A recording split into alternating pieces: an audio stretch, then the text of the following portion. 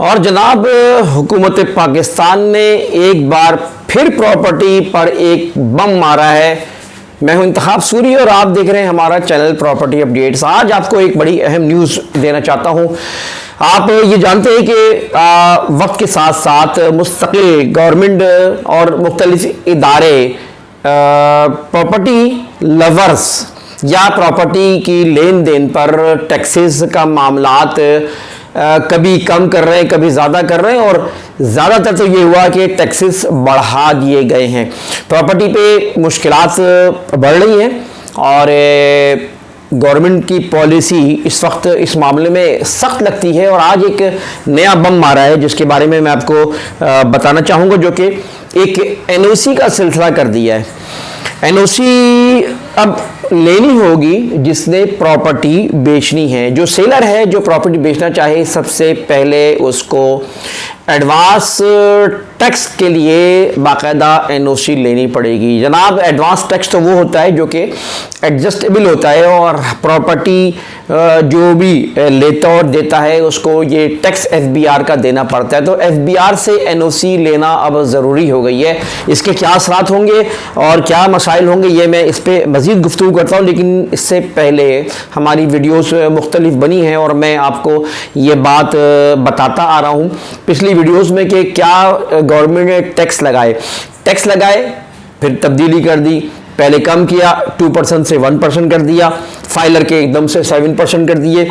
उसके बाद फिर टैक्स बढ़ा के दोबारा कर दिया 4%, और फाइलर के लिए 10.5% कर लिया, नॉन फाइलर के लिए 10.5% कर दिया, फाइलर के लिए जो है वो मालूम चला कि 4% कर दिया।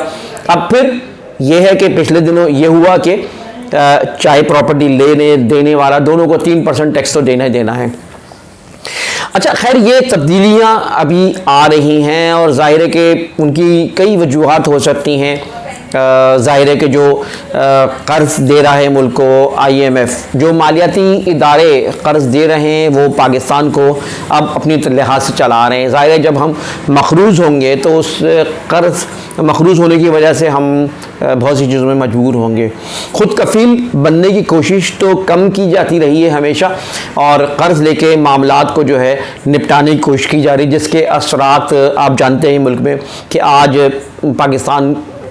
पाकिस्तान की हुकूमत और बड़े लोगों को तो फ़र्क नहीं पड़ता, पिसते हम और आप हैं। सच्ची बात यह है, इसके निवाला हम और आप बन रहे हैं। आवाम टैक्स दे रही है, आवाम रुल रही है, महंगाई का जो है ना वो बोझ आवाम पर है।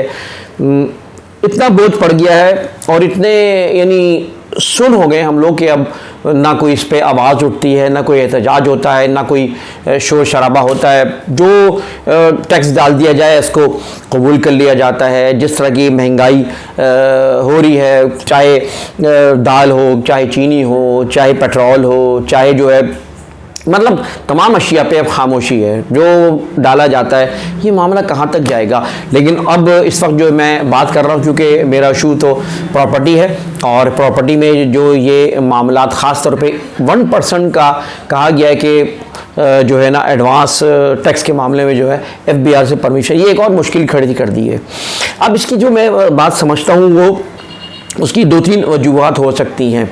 एक तो ये है कि ये एक तो मुश्किलात पैदा करना, प्रॉपर्टी में मुश्किलात पैदा करना। हालांकि हुकूमत को ये समझना चाहिए कि एक्टिविटीज़ अगर वो बंद करती है तो क्या हुआ। इस वक्त देखें बहुत बड़ी तादाद में ओवरसीज जो पाकिस्तान पैसा भेजा करते थे, अब वो पाकिस्तान पैसा नहीं भेज रहे। ओवरसीज़ पाकिस्तानी जिस तरह इन्वेस्टमेंट करते थे वो इन्वेस्टमेंट रुक गई। अभी उनको छूट दी, फिर दोबारा फिर बढ़ा दिया टैक्सेस उनके ऊपर। ये दिस इज़ रॉन्ग, ये पाकिस्तान के लिए नुकसानदेह है। देखें, एक्टिविटीज़ होती है, मैं कहता हूँ प्रॉपर्टी में जो भी ख़रीद और फ़रोख्त हो रही होती है, इससे बहुत बड़ी तादाद है जिनका रोज़गार बनता है, रोज़गार मिलता है। पैसा डम नहीं होना चाहिए, पैसा रुकना नहीं चाहिए, पैसे की तरसील होती रहनी चाहिए। इंपोर्ट हो, एक्सपोर्ट हो, ट्रेडिंग हो, जितना भी बिजनेस होगा मुल्क में उसके असरात उसको हुकूमत को भी फ़ायदा होगा। जब ट्रेडिंग ही नहीं होगी तो टैक्स क्या कख मिलेगा, कद्दू मिलेगा। तो मैं कहना चाहता हूँ कि बेसिकली ट्रेडिंग पे गवर्नमेंट को सपोर्ट करनी चाहिए। ये जो टैक्सेस आयद कर रही है इससे यकीनन प्रॉपर्टी में का इन्वेस्टर्स तो काफ़ी बैक पे चला ही गया है, लेकिन जेन्युइन बायर के लिए भी मुश्किलात पैदा हो रही हैं। हालांकि जेन्युइन बायर कभी ख़त्म नहीं होता, लेकिन बहरहाल प्रॉपर्टी की जो एक्टिविटीज़ है उस पर असर पड़ेगा और इसका नुकसान जो है गवर्नमेंट को होगा। अभी आप ये देखें कि तामीरात पे बड़े मसाइल खड़े हो गए हैं, उस पर कितनी जो है कॉस्ट बढ़ गई है। सरिया, लोहा सरिया है, सीमेंट है, तमाम मटेरियल है, जिस पे जो है ना बहुत पैसे बढ़ गए, कई प्रोजेक्ट्स रुक गए इस वक्त। अच्छा, अब एक और बड़ी अहम बात मैं जो समझ रहा हूँ, मैंने जिसका जिक्र किया कि ये बात समझने की है कि ये मुझे दो चीज़ें लगती हैं।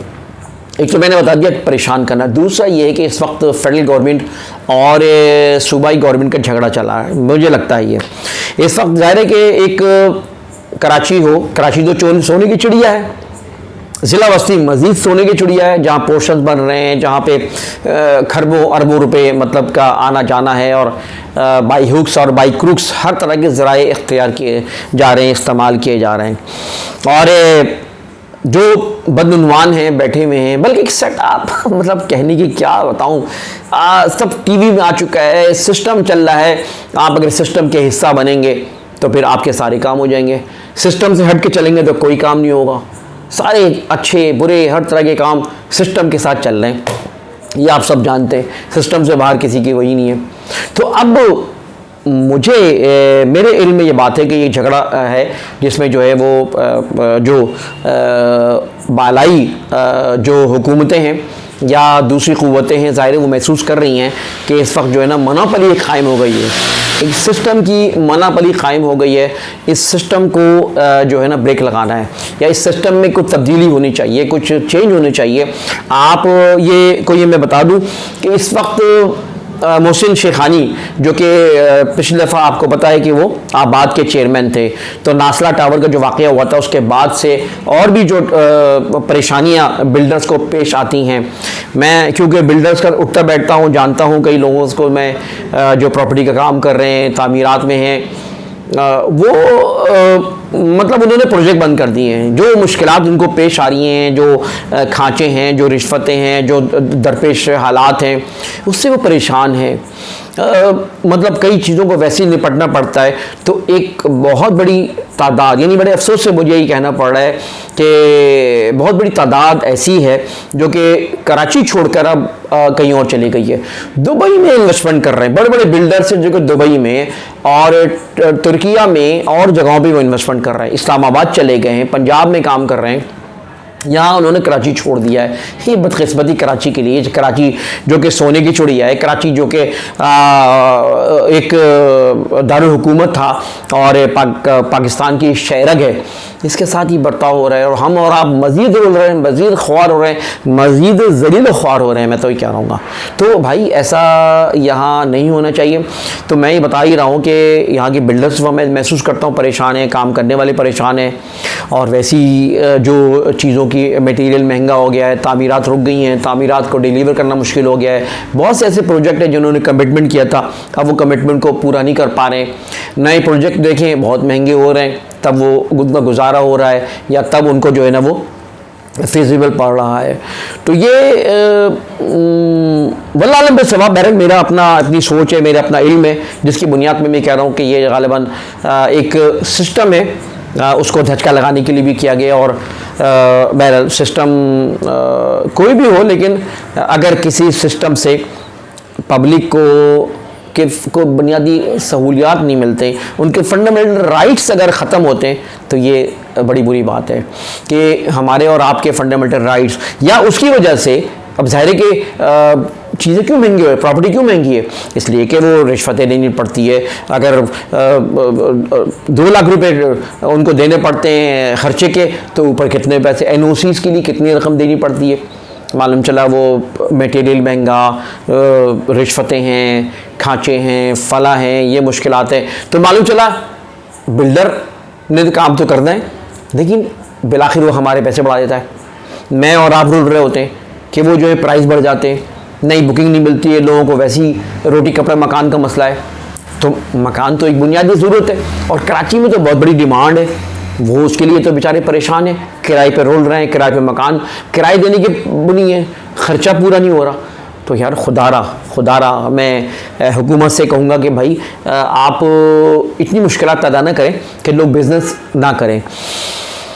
तो ये है जिसकी वजूहत मैं समझता हूँ कि इस वक्त टैक्स, एडवांस टैक्स के ऊपर जो सर्टिफिकेशन की है और एनओसी लेने को कहा गया, ये इसको ख़त्म होना चाहिए और ये मुश्किलात इससे बढ़ेंगी, मैं मुतालबा करता हूँ। और वैसे ही मैं कहता हूँ कि फ़ाइलर तो वैसे ही दब रहा है, पिस रहा है बेचारा। फ़ाइलर सिर्फ ये नहीं कि उसको टैक्स कम देना पड़ रहा है नॉन फाइलर के मुकाबले में, लेकिन सालाना उसको अपनी प्रॉपर्टी जो रखता है, आपको पता है पिछले अरसे में कि अपने रिहाइश के अलावा 2.5 करोड़ की मालियत से ज़्यादा जितनी भी प्रॉपर्टी है उस पर 1% टैक्स लगेगा। और वैसे भी रेंटल टैक्स तो अब है ही, तो 1% टैक्स तो वो तो फाइलर वैसे ही दे रहा है, 1% टैक्स वैसे ही दे रहा है, नॉन फाइलर तो नहीं दे रहा। उसने तो 10 साल में एक बार देना होगा जब प्रॉपर्टी खरीद फरोख्त करेगा, लेकिन उसको इस वक्त जो है ना वो टैक्स यानी है कि इस वक्त जो है ना 1% जो रेंटल देनी पड़ती है प्रॉपर्टी का। तो ये एक अलग मुश्किल है बेचारा फाइलर, यानी जो फाइलर हो गया है, जो टैक्सेस हो गया, उस पर मजीद बोझ डालेंगे तो भाई फाइलर क्यों बनेंगे लोग, फिर तो लोग भागेंगे। तो हुकूमत को इस बात की समझ आनी चाहिए और इसमें सोचना चाहिए, वो रिव्यू करना चाहिए अपने फैसलों के ऊपर। खैर बहरहाल ये सारी बातें अपनी जगह, मैं फिर भी कहूँगा प्रॉपर्टी से लोग ख़रीद फरोख्त में ये ख़त्म नहीं होती चीज़। प्रॉपर्टी में इन तमाम मुश्किलात के बावजूद लोग इन्वेस्टमेंट करना पसंद करते हैं, इन्वेस्टमेंट सिक्योर समझते हैं। इन्वेस्टमेंट प्रॉपर्टी की वाहिद इन्वेस्टमेंट है जो नुकसान नहीं देती। हाँ ये है कि जो रिज़ल्ट 6 महीने मिलता था अब वो 2 साल में 4 साल में चला गया है, जो 1.5 साल में 2 साल में मिलना था अब वो 7-8 साल में चला गया है, 5 साल में चला गया है। ये तो पड़ गया, लेकिन जिसके पास पोजीशन पावर हो, जिसके पास ताकत हो सर्वाइव करने की, प्रॉपर्टी को रखने की, तो वो कभी नुकसान नहीं देती। तो बहरहाल प्रॉपर्टी में इन्वेस्टमेंट करने वाला कभी ख़त्म नहीं होगा, ये इन्वेस्टमेंट करेंगे। आज भी बाहर के लोग भी, मैं खुद जानता हूँ, मुझसे रब्ता करते हैं, लोग इन्वेस्टमेंट कर रहे हैं आज भी। और अब देखेंगे रमज़ान ख़त्म हो गया, फिर ये ख़त्म, ईद ख़त्म हुई, बकरीद ख़त्म हो गई, अब मुहर्रम ख़त्म हो गया। मुहर्रम के बाद 7-8 महीने 9 महीने तो अच्छे होते काम के लिहाज से। तो मैं नहीं समझता कि प्रॉपर्टी का मामला रुकेगा, काम होगा, लेकिन फिर भी आला हुक्काम से मेरी अपील है कि वो इस मामले में गौर करें और इस फैसले को रिव्यू करें। इंशाल्लाह इस सिलसिले में आप मेरी वीडियोस देख सकते हैं जो टैक्सेस के हवाले से बनी है। मुश्किलात तैसे टाउन के ऊपर डाल दी गई है, कहीं जो है बहरिया में नई नई चीज़ें कंडीशन डाल दी हैं, कहीं जो है मेहमान वालों ने 30-40% जो है ना वो यूटिलिटीज़ के पैसे बढ़ा दिए। पता नहीं हर कोई पीस रहा है, ये पब्लिक को, ये बेचारी आवाम को इतना बोझ डाल दिया जा रहा है कि ये पता नहीं क्या होगा आगे, अल्लाह जा रहा है। बहरहाल अल्लाह ताला से दुआ भी करता हूँ कि अल्लाह ताला रहम करे, हम पे रहम करे, अल्लाह ताला इस पाकिस्तान पे रहम करे, पाकिस्तान को खुशहाल बने। पाकिस्तान खुशहाल है तो सब कुछ है, हम सब खुशहाली हमारी पाकिस्तान के साथ वाबस्ता है। बस ये बातें थी, मुझे फौरी तौर पर इतला करनी थी। इंतखाब सूरी को इजाज़त दीजिए, वीडियो को लाइक करें, कमेंट करें और चैनल को सब्सक्राइब करना ना भूलें। इंशाल्लाह फिर अगली वीडियो मुलाकात होगी। अल्लाह हाफिज़।